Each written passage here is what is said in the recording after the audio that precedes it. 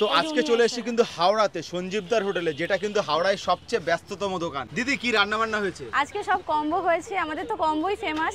প্রথমে রাইসে আসি, এটা হচ্ছে ভেজ ফ্রাইড রাইস। এটা কিন্তু বিয়েবাড়ি স্টাইলে, চাইনিজ স্টাইলে। এটা যেটা আগে হতো সেটা এখন আপাতত বন্ধ রেখেছি, এটাই চলছে ভালো। আর তাই এটা বিয়েবাড়ি স্টাইলে ভেজ রাইস। আর এর সাথে কম্বোতে আছে হচ্ছে চিলি চিকেন।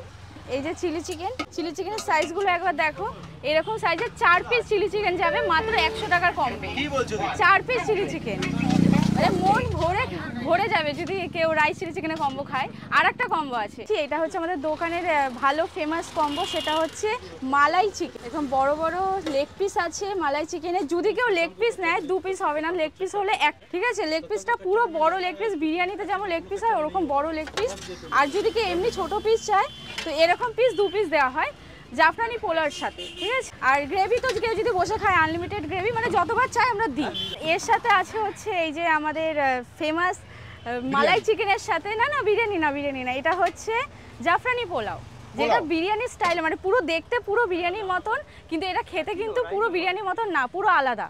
এরকম ঝরঝরে রাইস, কাজু কিশমিশ একদম আছে ভরপুর, পেঁয়াজ বেরেস্তা আছে, জাফরানি পোলাও, মালাই চিকেন আর রাইস চিকেন এটা, আর চিকেন 2 পিস দিয়ে মালাই চিকেন। আর এই যে এরকম কোয়ান্টিটি দেখো আমি তুলছি, এরকম 1 বাক্স কোয়ান্টিটি দিয়ে মাত্র 100 টাকার কম্বো।